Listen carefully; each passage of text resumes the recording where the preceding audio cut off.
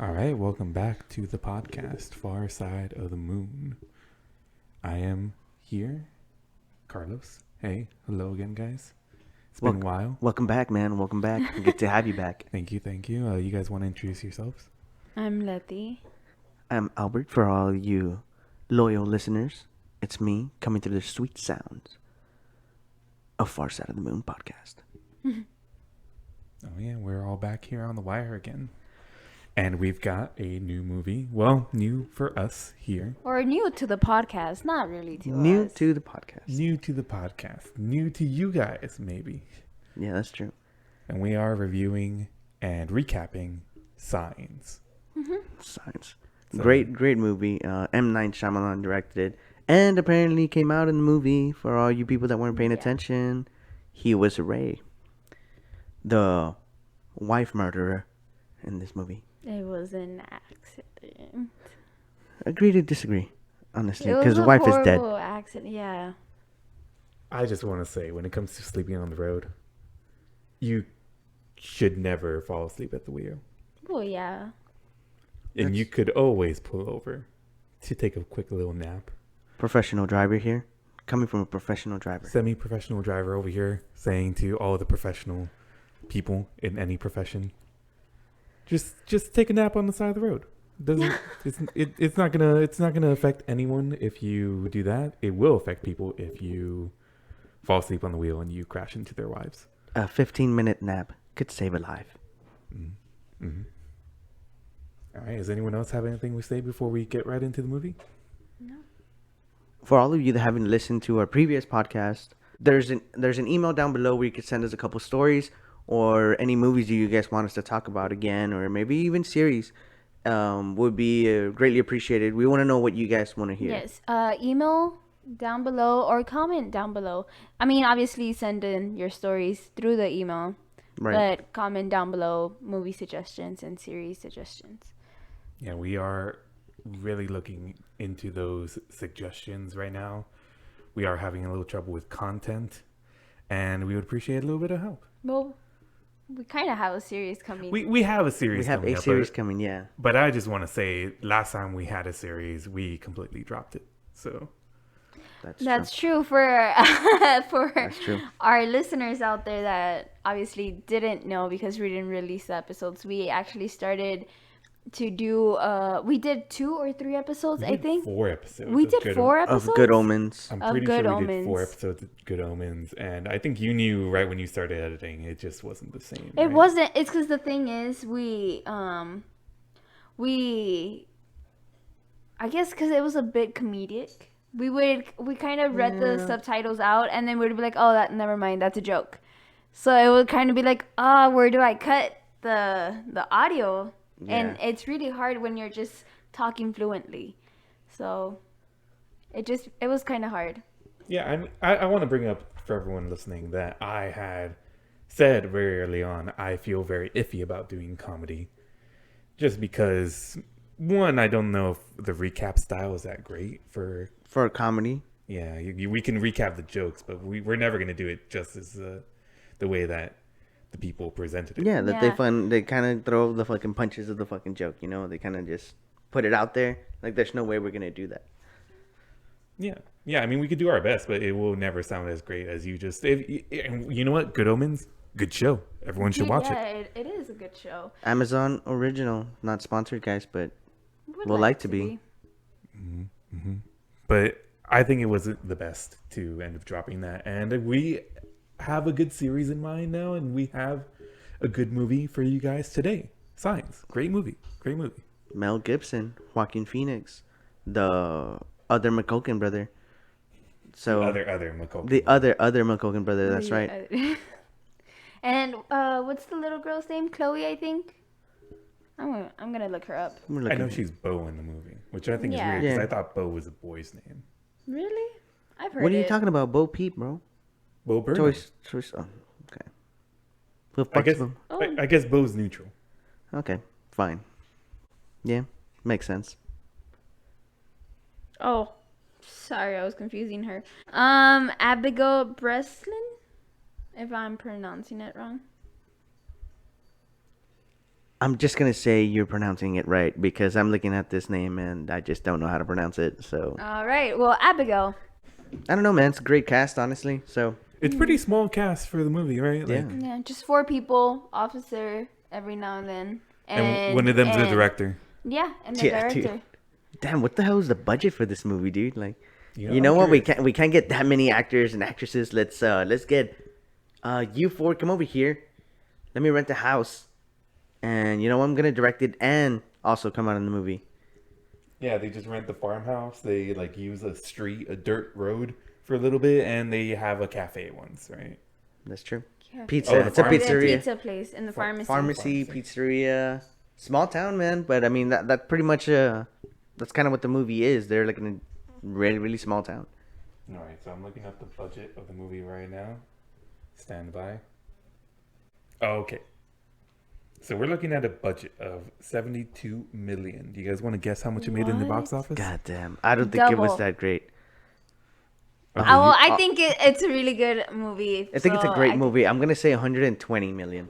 you guys are lowballing it so much. It made 408 million. What? That's fucking awesome. I mean, this was a huge movie at the It time. did, yeah. If anyone living during Fucking 2002, crazy, dude. they will remember that Signs was kind of a cultural fucking thing. A lot of people. It's fucking crazy to me because obviously me and my brother, we saw it because of our uncle. Yeah. But I've mentioned it to some of my friends, and I'm like, "Oh, this movie, do you remember it?" Because I'm super excited. I really like this movie. And then they look at me and they're like, "No, like Signs? What are you talking I mean, about?" how old were Gross. you? I don't know what year it came out. What was it? 2002. 2002. 2002. I was You were born like in in middle school. 97. Right? Middle school, maybe? Middle school. She school? was a fucking Huh? child, bro. You She were a was child. Bo's Okay, so yeah, age. there's no way these elementary But schoolers I were don't know. I gonna just- watch Signs. They would have been scarred. But even then, like we Yeah. weren't around when The Shining came out or when the first original Okay. It came out, and they know those movies. Get me? So Okay. I don't know. I would expect them to know this. Okay, I'll give you that because I mean, yeah, it's a great fucking movie, dude. I mean, all of you that are obviously still listening to this, to our ramble, let's get started with the movie. Let's go ahead and get started with a couple scenes. We're just gonna do a recap of favorite scenes. Obviously, we're not gonna go throughout the whole movie here. Before we start, I just want to let our listeners know that Signs will be in 2 episodes. It will be done in 2 episodes. So, yeah, well, let's get started. I will say it, for as much as I like the movie, it is kind of boring. It is kind of slow. There's a lot happening in all the scenes, and they definitely foreshadow things. That's definitely M. Night Shyamalan's style, right? Like Letty mentioned earlier, maybe that's why people like it. I guess because it goes down to the realm of realism. It's like, you know what, Yeah. this is a regular day to day. It's not For like anyone, jump really. scares and here and or get me like a common movie or horror movie. There's a bunch of jump scares and you see a bunch of scary things that really like. Would you really see that in real life, or is it that common? And I feel like Yeah, like This this was- movie hits a topic of extraterrestrials, and we're kind of there's not gonna be all these little ghosts and all these little things. I mean, there's signs. Get it? There's signs all over the place, literally in the fucking cornfields, you know. But other than that, nothing. It's just the signs, cornfield, and you know what? There's fucking aliens on fucking roof and shit. For sure. if we forgot to mention, if you hear a bell in the background, it's because we have our little cat guest Meow Meow here. Our mascot, potentially. Little mascot. Our mascot. Far side of the moon, meow meows. In space, no one can hear your bell. It's a great start of the movie. I actually like it. Father waking up, Mel which Gibson. played by Mel Gibson, and we have Joaquin Phoenix. They're kind of freaking out, right? And like, where are the kids? They hear the kids screaming, and they're running through the cornfield. Like, whoa, what the hell is it? Like, oh my god, what's going on? Where are they? He's like, I don't know. Run through the cornfield. They find the daughter, which is Bo. She's just there. And it's like, oh, where's Morgan? Where's your brother? I'm like, I don't know. No, she said, "Are you in my dream too?" She She thought thinks she was that- sleepwalking. Yeah, she thought she was still dreaming. Damn. Finally find him. We'll Are you hurt? Are you okay?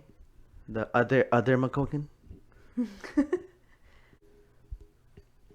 And that's when we get our first taste of the extraterrestrial that this movie is going to be, or the signs that it leads up to that, which I think it's great. Yeah, the kid Morgan was looking out at something in the cornfield, but the boy is obviously the center of attention for the parents right here, or the parent and the brother. So they look at the child's like, look at this, and so they walk over and they see the crop circles. You get to see the pan over, you get to see kind of the whole field. And yeah, they look so small inside the first little circle with crop circle, even the dogs running around. Yeah. Which is the reason why the kids were out there, because they heard the dogs barking. Right. Bucks County, Pennsylvania, 45 miles outside of Philadelphia. Hint, hint, small ass fucking town. Mm-hmm. That the biggest thing to the town is 40 minutes away. Jesus. So then the father is concerned, obviously, and he starts. Should I even be recapping this? Well, yeah, we can. He's calling his friend because it comes. I'm only gonna say it because it comes out later on. He thinks that it's his friend's kids that did the crop circles. Yeah, the Lee brothers. The Lee brothers. But he's like, no, it wasn't my son's, basically. Yeah, so the animals are acting weird. The dog pees inside the house. They take him back outside. And the little girl is commenting about how she doesn't like the tap water. She thinks it's contaminated. Foreshadowing, a little foreshadowing here, ladies and gentlemen. But she thinks it's contaminated, and then she pours it into the dog bowl and gives it to the dog. Yeah, and the dog's growling. He's like, you gave me contaminated water? What the fuck? The fuck's your problem, It's bitch? contaminated for humans, but not for dogs. But I so mean, the dog's they do growling lick at their her. own balls, Carlos. They lick their own assholes, dude. Damn. So the dog's freaking out. The kids are like, calm down. They care about this dog, right? It's a family Yeah. dog, and they've never seen it act like this. And all this is happening while Mel Gibson is talking to the female officer. Sorry, I forgot her character name. It's a great fucking actress. I forgot her name too, but honestly, I feel like she did a great job Was it portraying this Parker? character. Parker? I want to say Parker. I'll look it up right now. I got the Wikipedia. Okay. And, well, the reason why the female officer is there is because he's showing her the crop circles. Yeah, and they start talking about how the crop circles themselves aren't like broken; they're just bented all the way Yeah. down, which is like apparently extremely rare to do, or really complicated to do, especially overnight. So the officer's name is Carolyn Paskey. Paskey. Oh, there was a P Paskey, there, you know? Parker. It was close. Close enough. A P, an A, and a K. And an Take E it- and an R. Yeah, Take I'm off just a couple letters, put them back on. You know. So Officer Parker over here is talking to Mel Gibson inside the crop circles, and she's commenting about how all the animals in the nearby area have been acting strange, pissing themselves over nothing, and I like that. I like that she says that they kind of have like a feeling that there's an apex predator around. It's like something's gonna fucking kill their ass, and they're just freaking out in fear. I think that's fucking amazing, honestly. You know, I just find it completely like, I get weirded out by the fact that these crop circles are already there. I think the aliens were already there. So all of this is happening, and the aliens are literally seeing this happen. Like, they're just staring, they're just looking at them, observing, getting. yeah, we assume that they're already there because Yeah. we've already watched the movie, and no spoiler alert. Yeah. The aliens do have camouflage. Yeah. Their ships can camouflage in the air, and they can camouflage themselves on the ground. Mm-hmm. So they could be anywhere right now, and we just didn't know it, right? That'd be really cool if they actually did that. Like they have the aliens like standing there just like in the background without Yeah. us noticing. You know how they do that Like, nowadays. They do that with the Haunting of Hill House. So Exactly. it would have been cool if they did that like in the background, and you could kind of like point them out or something. Yeah, that would have been real cool. Damn. So M. Night Shyamalan, keep that in mind, please. Leave a comment down below. Let us know for any further I'm telling ideas. you, science 2, coincidence. Coincidences. There you go. So Mel Gibson's character stands up, walks away from Officer Parker, and is like, "Oh, well, what's wrong, father?" And it's like, "Don't call me father. I can't hear my kids." So when any parent knows that you can't hear their kids, okay, well, Like something's wrong. Because they're go doing check on something them. stupid. They're doing something stupid as fuck, honestly. they're doing something they shouldn't be, or they're getting them. Yeah, they're getting themselves hurt. So they walk over to where the kids are now, and they see the dog on the floor. That dog on the floor stabbed in the neck. I mean, Well, it's good brother over here protected his sister. Yeah, his he's little mad sister. because he didn't come didn't out. He mean didn't to take the kill opportunity his- to come out in the Home Alone movies. Oh my god. His brother's the one that took that, so So he's lashing out at these animals now. yeah. I'm just saying the cop there is not doing her fucking job. This is animal cruelty. This movie needs to be canceled. But he said it was an accident. The dog fell on him.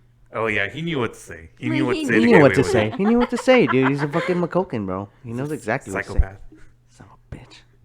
Like he's the. By the way, this is Rory Culkin. He comes out in Scream 4, where he is the killer in Scream 4. Spoiler alert. Spoilers. I like that part in the same scene. Mel Gibson's carrying Bo into the house, like oh my god, like she shouldn't be seeing this fucking dog, right? Stabbed in the fucking neck. And he kind of looks at Joaquin Phoenix's character Meryl here, and he's like, "Where were you?" And he's just coming out with like food, like he just prepped it inside, like ready to cook their fucking their little barbecue. Yeah. And he's like, "Oh yeah, I'm ready." He's like, "Where were you?" What?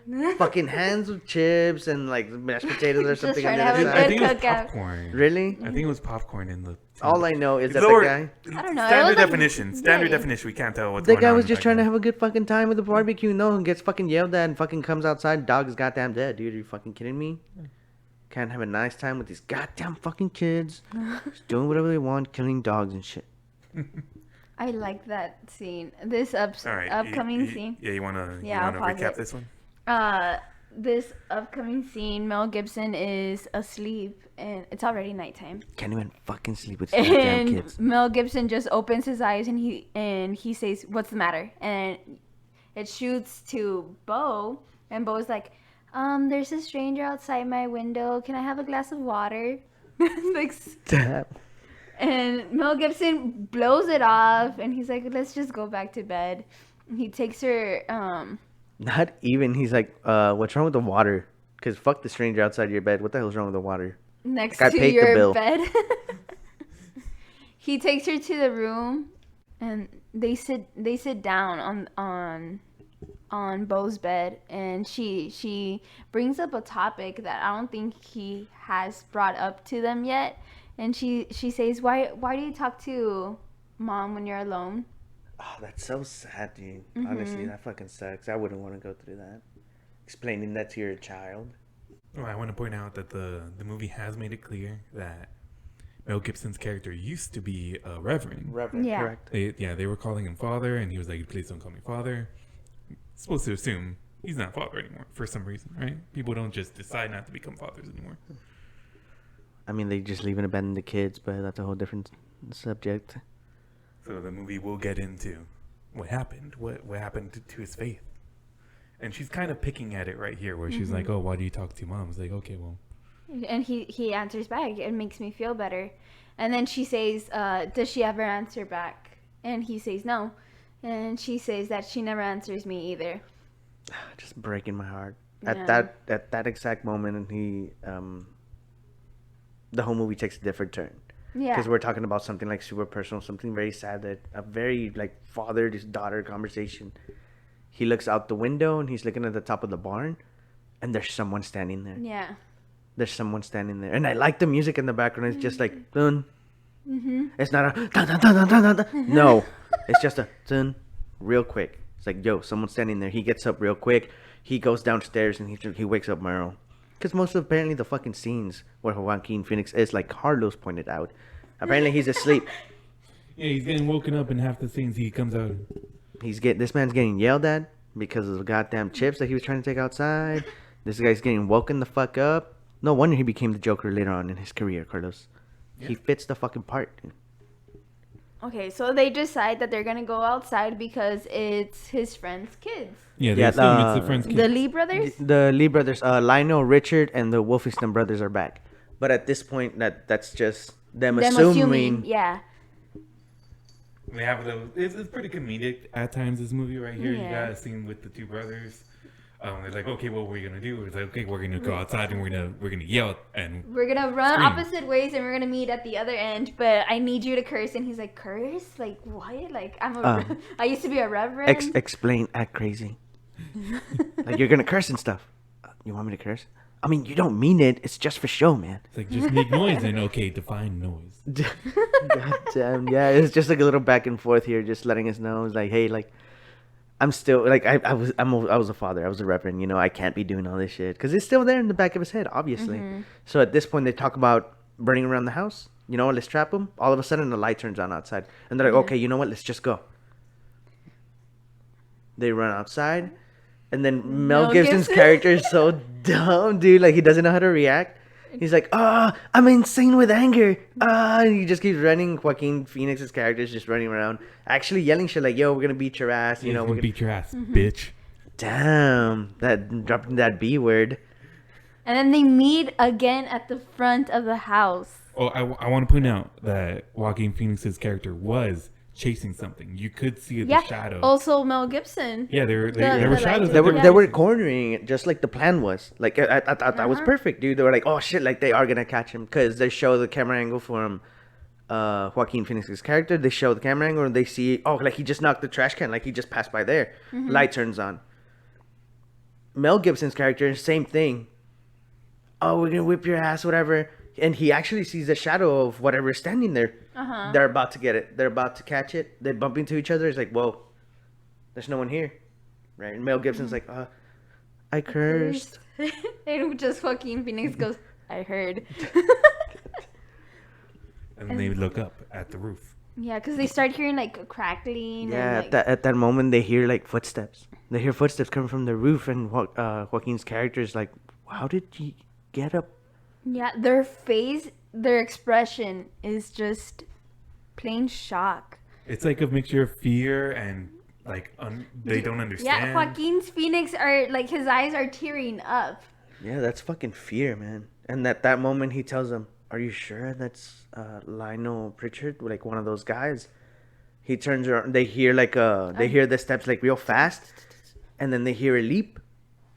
It hits the It swing. hits the swing behind them right before reaching the cornfield.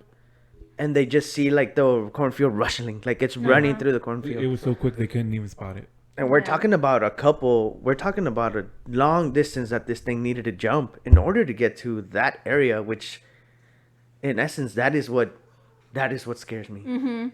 Like, that is ridiculous distance. There's no way this thing could have jumped over 10 feet in the air like that. Yeah. Without them noticing, because the thing didn't make any other noise. And that's where that scene ends. But again, that's one of the most things that I guess got me from this fucking movie. It's like, holy shit, man. Just letting you know that these things are fast and they're agile as fuck. Cuts to the next day. The officer is back. And, well, she's trying to interview Mel Gibson and Joaquin Phoenix so she can look for the person that did this. Yeah, they're writing a police report. Yeah. I love the little Cartoon Network plug that they did here. With the Dexter's Laboratory while Morgan's watching TV. While Bo is watching TV. And here we go, hint, hint. They're talking about, it's like, yo, you gotta stop doing this, Bo. You're not a little kid anymore. Which is Mel Gibson's character letting her know. It's like, you keep leaving water here, everywhere, all throughout the house. Now, what's wrong with this water? Oh, well, it has a hair in it. Okay, the other one has dust. The other one has dust, and the other one has what? Morgan's amoebas. Because he took a sip from it. I completely Gross. understand. I don't like sharing drinks. So I understand the third one. I mean, hairs are also fucking gross, Yeah, right? But just pull that shit out and drink it. Yeah, I love this next scene, man. They kind of just make it real clear to you that they're in a very small town and just everyone knows each other, dude. Like, hey, man, so how's working at the gas station? This is a police officer talking to Joaquin's character. Like, hey, how's working at the gas station? It's like, stimulating. Yeah, sarcastically. Yeah, it's like, what the fuck am I going to do at goddamn gas station? You know, like, it's not fucking super intense in there. And she makes a point for the audience to know that it's like, oh, I think it's such a nice thing that you did coming over to live with your brother after, the accident. Okay, so Mel Gibson finally goes to sit down and the officer is ready to interview them. And she says, you mentioned it was dark. Can you mention anything else? Can you describe him at all? It was very dark. I love it. So at this point, the Officer Parker, Officer Paskey, is commenting. It's like, okay, well, you guys were running at it, and the brother's like, oh yeah, I was running at it full speed. There's no way it could have gotten away from me like that. Yeah, and he mentions how the officer right then and there is like, oh, like, how do you know it was the guy? Like, how do you know it was the guy? He's like, oh, I've never met any girl that run that fast. And this is where when she starts talking about making it real clear to him. He's like, dude, there's women in the Olympics that could run like the wind. That's exactly what she said. Scandinavian women. I like that. I like that Joaquin Phoenix is like, this guy jumped on the roof. The roof is 10 feet high. He mentions like exactly how tall this is.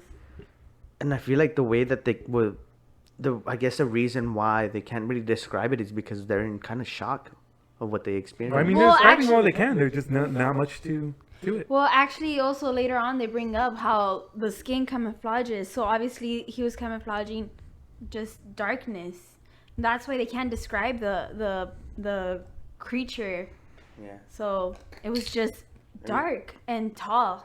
Yeah, dude, I'll agree with you. Yeah. It was definitely camouflaging just darkness, everything around it, and obviously the back, because later on they do show that the camouflage thing that's around them. Yeah. So it was probably like a mixture of black, a couple of green from the fucking cornfield behind them, and all that stuff.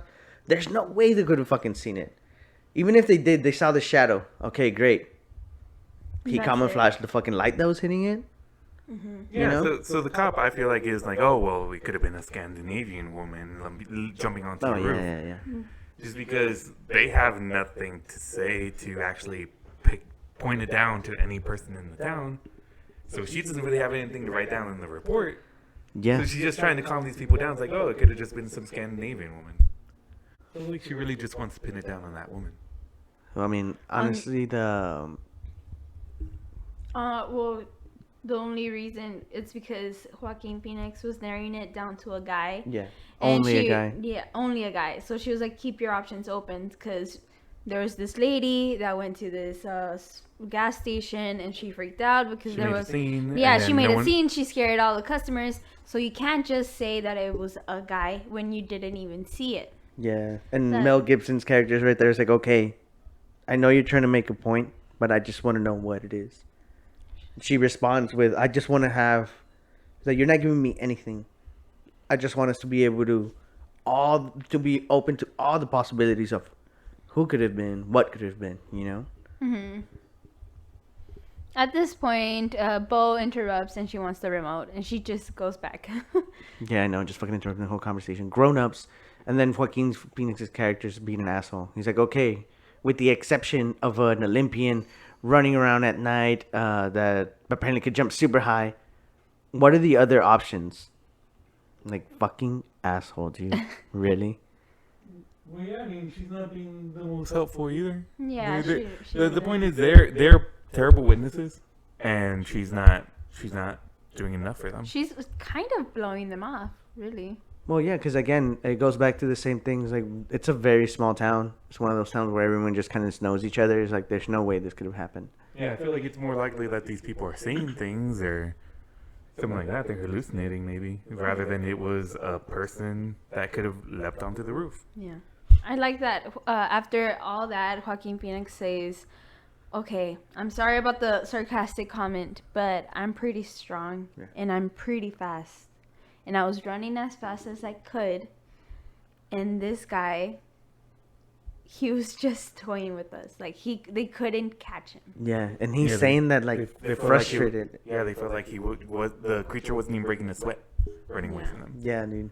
I think that's fucking amazing. And, I mean, later on, we do find out that Joaquin Phoenix and his character is supposed to be a very good athlete. Yeah, he was a baseball player. But we'll talk about that later. Yeah, I wouldn't say good athlete. I would say an athlete. I mean, they were He talking was about pretty him good. going to the pros. Yeah. They're talking to him about him not going to pros. We'll talk about it in a bit. We'll get to it in a little bit, Carlos. We will discuss. Okay. Ladies and gentlemen. Anyways, Bo cuts the conversation and she's like, I already changed the channel from the TV, but the same shows on every station. And this is how you know something's wrong in America. If the same thing is in every channel, something's wrong. Go check it out. With some breaking news, probably, right? Yeah. Yeah, it's exactly what happens in the next fucking scene. Breaking news, and it shows the television. They start talking about crop signs all over and how they've been all over the states in the 70s, and they just died in this mess host during the 80s and stuff. But now new stuff is coming up again, and they show like a map of India and all the crop circles is all around the fucking state, countries, just fucking everywhere, and how they start talking about how it's a really elaborate hoax. Like there's no way this is real. Yeah, Mel Gibson thought it was his friend's sons, but it's happening to everyone. Maybe their friend's son has a lot of pool. Damn. Yeah, and they're all looking at the TV. Like, this is the first time that they actually mentioned it, and it's actually Morgan, the son. He's like, he takes a little thing of his inhaler, like extraterrestrials, and then the cop is like, "Oh, what in God's name's going on?" Fucking cheesy ass fucking shit right there, and I love it. You know, and I want to point out right here with at this point they're walking out of the house, and Officer Parsky is talking about like, oh well, I looked into the crop circles after seeing yours last night, and I remember having seen this back when I was young. Like she comments, oh, 2 or 3 people could make those in overnight with just boards and rope. Yeah. Where you just take a board and you step on it and then you pull it back up with the rope and then you just do that for the whole crop. And that's probably what they did to make the signs for the movie. But of course, in the movie, we're supposed to see. I mean, I'm pretty sure there were aliens. I'm pretty sure it was during the movie. aliens. Yeah, me too. Yeah, dude. There's no way they could have done it without the aliens. I mean, we have to get extras from somewhere. Yeah, they weren't getting. Maybe that's why it was a small cast, because they had Oh, to that's pay, right, dude. They had to pay the aliens. They had to pay the aliens, dude. That makes sense. At this point, the officer just gives some advice to Mel Gibson's character. He was like, you know what? Just go to town, man. Get your mind off all this crazy shit you're seeing in the media. Just spend some time with your kids, with your family, and just get them out of the fucking house. This bitch is foreshadowing fucking COVID and the quarantine, ladies and gentlemen.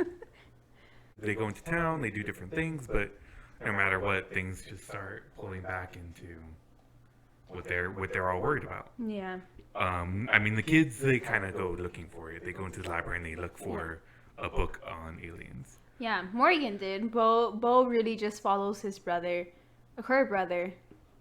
Oh, that's right. He goes to a bookstore. Yeah, they go to a bookstore and they want to get some books on extraterrestrial life. And there's some fucking kook in there.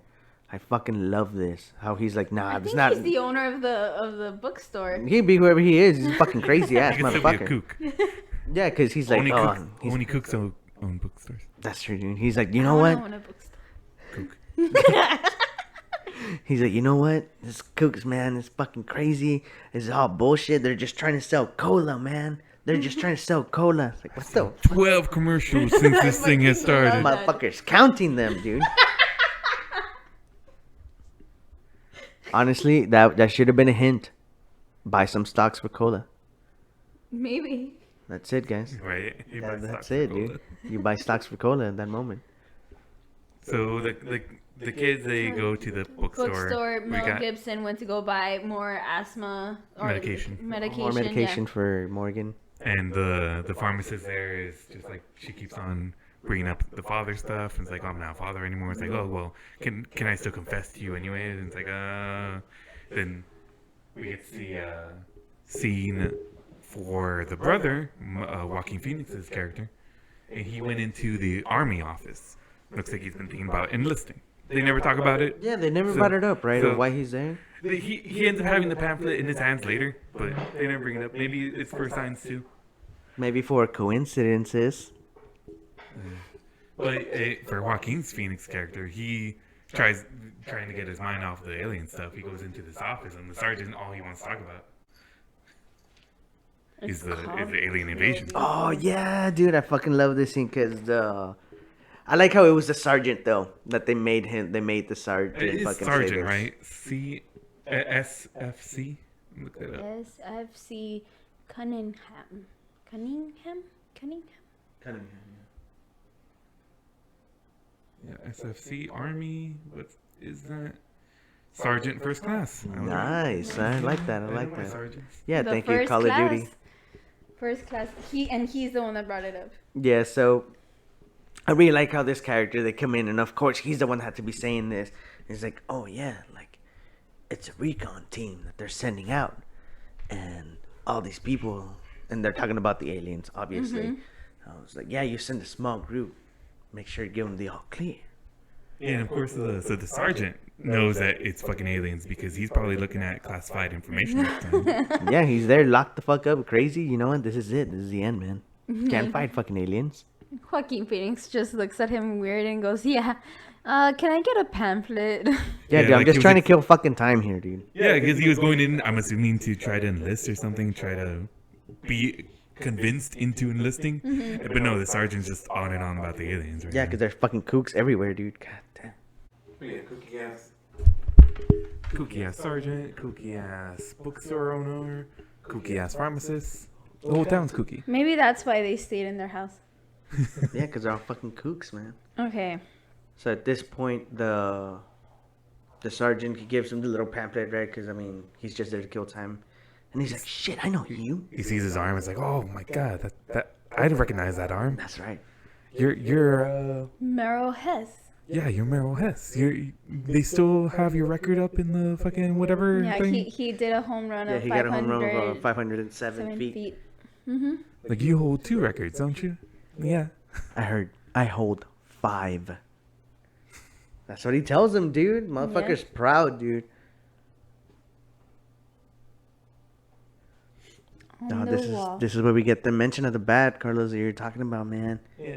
Yeah, I mean, you say he's proud, but he's not really proud. You can tell in in his voice where he kind of stutters, where he's like, "Oh yeah, I still got the bat back at home." Yeah, because he fucked up his opportunity, dude. And he's like, "Yeah, it's actually 5 records." Like he doesn't sound proud, and we know why because of this other character who's in the office as well for some reason. This other fucking hater. Lionel. What a fucking hater ass name. Is it Lionel? Yeah, he said he's talking about Meryl, and then Meryl goes, "Hello, Lionel."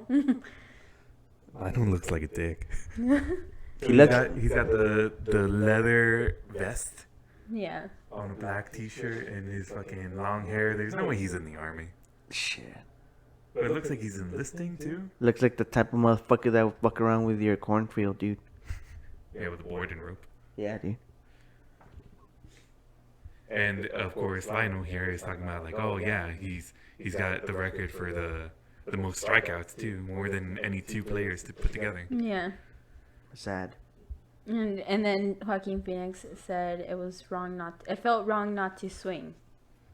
Yeah, his thing was It's if true, dude. there's ball coming at you, you fucking swing at it. I totally get it, but probably not baseball player material. That's why he didn't make it in the big leagues. Even though he had Still shows he's an athlete. Yeah. 507 feet home run. Damn. I mean, he can hit a ball, but it's like he said, it's like it looked like he was a lumberjack hacking at wood whenever he swung. He's got the strength, That's true. and I guess that's gonna matter later on. 13. The fucking scene cuts, and it's the fucking cook from the bookstore. And yes, we get another fucking soda commercial, and they show it to us. They make it very clear. You need to buy stocks now. 2002, ladies and gentlemen, you do the math. So then we cut back to the pharmacist. Apparently, the pharmacist is confessing Yeah. wholeheartedly at this Even point. though Mel Gibson didn't want to take Told her like her. 3 fucking times, dude. Yeah. Just leave me alone. Just leave me Yeah. alone, please. Just give me my medicine. Fuck. She might as well just be writing it down in a diary. But she's holding up the line, and she's like, "Oh yeah, I use curses." I say, and she even says the curses to him. It's like, "Is douchebag a curse?" And it's another comedic moment in the movie, I guess. Like, it depends how you're using it. And she says a sentence, and it's like, "Oh yeah, that's a curse." It's like, okay, well, it's not 35 curses. It's 71. 71. God damn. It sounds like her favorite curse is douchebag. Yeah, apparently. And then, well, Mel Gibson obviously, like, the scene cuts and he's walking into the pizza shop, tells the kids never to hang out with Tracy. And then they start eating the pizza. Delicious and- pizza. Yeah. And then they slowly start to look up, and Morgan is like, is that him? And Mel Gibson just says, yeah. And it's some guy getting into his truck who is played by M. Night Shyamalan. This character's name is Ray, but he gets introduced a little bit later on. I could say this is his introduction. You could say so. I mean, there's no name dropping. The guy doesn't even talk. He's just trying to get into his truck. But as soon as as soon as he opens the truck, he kind of sees that there's a whole family just staring him down. Yeah, and then he gets back in his truck. Yeah. He's like, okay, I am out. And we got, I wanted the placement of the table at this pizza place where they got the doors open so they can look out onto this fucking... Like, perfectly. Perfectly look out into the parking lot where this guy is pulling up. It's the best camera angle. Makes sense. Probably the only way they could have taken a shot In the fucking pizzeria place, yeah. Tiny ass pizzeria place. Here we go. The next scene is actually pretty great. They're driving back to the house. They're getting there, and you see Morgan. He has baby. Yeah, has a little baby monitor, and it's making like this weird staticky noise, but you can kind of hear something in the background. I want to point out this isn't out of nowhere. The officer had been playing with the radio for the officer, and the officer commented like, "Oh yeah, you could probably pick something up on baby monitors too." Mm-hmm. That's true. She did say that it only works one way, but still, you'll be able to pick something up. So it just sounds like a lot of static, maybe a little clicking sounds, some chirps. And Joaquin Phoenix's character is like, "Oh no, like the things you're hearing, they're nothing. It's just Yeah, like, don't buy into this."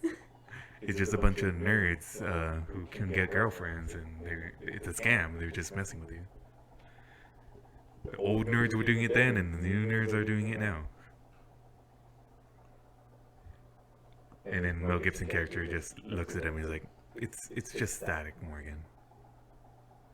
But you can clearly hear there is some sounds coming out of it, cutting through the static. Yeah, and he calls them code. He's like, "Really, there's a code. Like, listen to it." And at this point, Bo's super ignorant. She's like, "Why can't they get girlfriends?" Like, Obviously talking about the nerds. Talking about the nerds. Poor nerds, man. Everyone needs a little love, ladies and gentlemen. Bo's super cute throughout the whole movie. And they start kind of freaking out because Mel Gibson actually takes away the baby monitor. He kind of hears it, and he's like, he's looking at it, and he's like, "Whoa, I don't know." I mean, just ignore it. But he ignore left it on. Yeah. And they start getting out of the car, and once everyone's out, the static or the crackling or the voices get louder. And Morgan goes, "Stop!" Yeah, he's correlating everyone's positioning to why the thing is sounding louder, not just maybe the father coming out of the car because he's the one holding the thing. No. Yeah, he does also mention, like, wait, like, there's voices. It's not English though, like, but I hear them. Mel Gibson looks at Joaquin Phoenix, and they're both like kind of freaking out. He's like, "Let me see that." As soon as they both touch it, it gets really loud. He's like, "Wait, stop!" Morgan's character. It gets really loud, and you hear like, I could only describe it as chirping and popping noises, honestly. I don't know what else it could be, but it does sound like they're communicating. It sounds That's like what it it needs sounds some like. sort of animal communication, right? Yeah. Yeah. Not that extraterrestrials are animals. For any extraterrestrial life listening to our podcast, I am very sorry for my ignorant friend. Not sponsored by extraterrestrials, But would like to be. Yo, dude, I would like a badass fucking microphone from some extraterrestrials. Just saying. Just the microphone implanted into us. Yeah. Yeah, an implanted fucking brain fucking mic. So at this point, Morgan got on the roof of the car, and he took a hold of the baby monitor, and everyone starts climbing the car. so we get a pretty good shot where all the whole family, they're grabbing each other to make sure they don't fall. And at the very moment where everyone's touching each other and they're all like gradually getting on the car, Morgan says stop because he hears the thing very clearly. It's very loud, and it's the same sounds. Yeah, and if you listen to it with the subtitles, it actually says clicking and popping continues, and it's Morgan says, "Look, it's a conversation between two of them," and you could very clearly hear them going back and forth. And I say them like there is two people because they do have different tone of voice. That's like the only reason why. Mm-hmm. And then you can clearly hear the conversation ends. Like, Yeah. I want to say, what if they were being monitored, right? So these things are talking to each other while they're watching them. Yeah. They notice. And they're like, wait, like they're listening, dude. Yeah, well, they're doing something strange. They're listening or whatever. And so they cut off. And then they climb off the car. We get the next scene. So Mel Gibson walks out of the house and he's taking food to the other dog that's not dead. Isabella, yeah. The And last dog standing. I think he starts listening or hearing like the rustling the rustling and the chirping noise, right? Yeah. And he decides to go in. Well, the dog is freaking out too.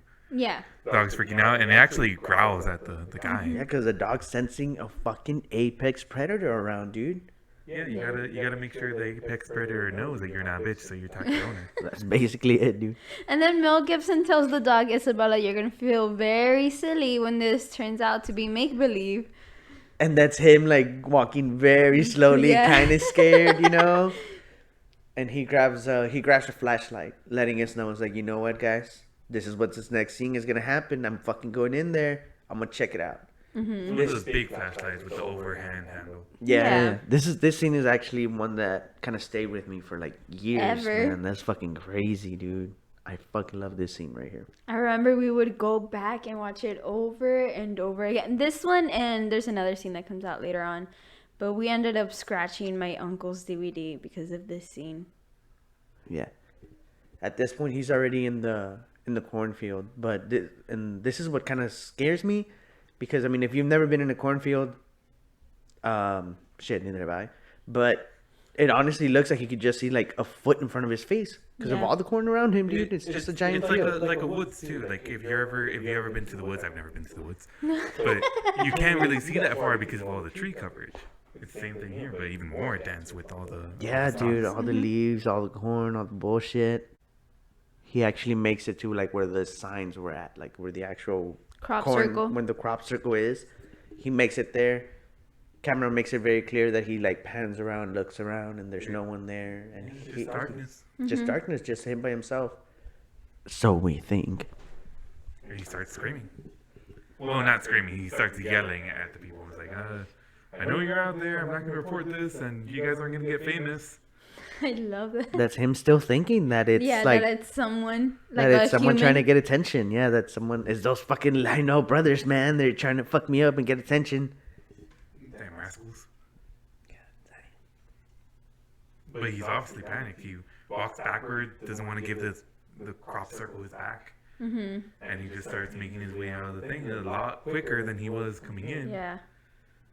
Yeah, and he makes it to a hallway, basically. I guess you could say corridor. Right? Yeah. It's a corridor, I guess, between the cornfield.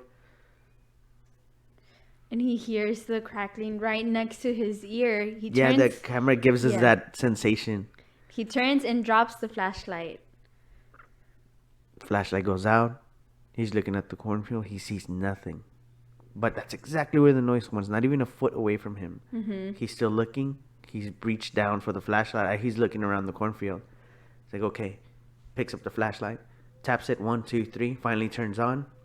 Turns the light towards the corridor. And he sees a leg. But not just a human leg. He sees a blue, very thin. Blue-gray kind of leg. Yeah, dude. Muscular but thin. And the way that... It's super tall. It doesn't have... Like, the way that I don't know how to explain it, but you know the way that dogs have the backwards leg for their hind legs? Okay. It was like that at the end of the leg, right? Like, it had a backwards joint before the foot? Before the knee joint. So it was very inhuman. Mm-hmm.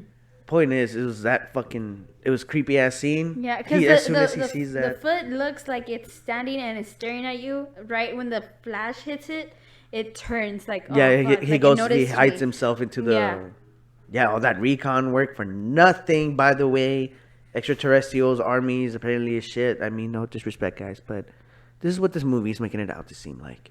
I mean, that thing couldn't even turn on its camouflage. It didn't turn on the camouflage. That's true. But whatever. Maybe it wanted it to see. Oh, just striking those mind games, dude. That's right. It did want to be seen. So we're stopping here for now. Thank you for listening. Comment down below what your thoughts are on this first half of the episode. Keep a lookout for our next episode on signs, and Catch you next time from the Far side of the moon.